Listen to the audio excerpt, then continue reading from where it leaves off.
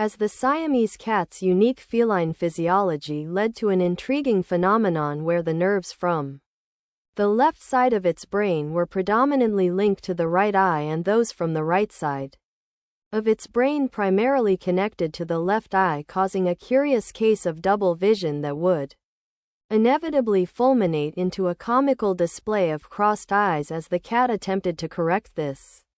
anomalous visual circumstance.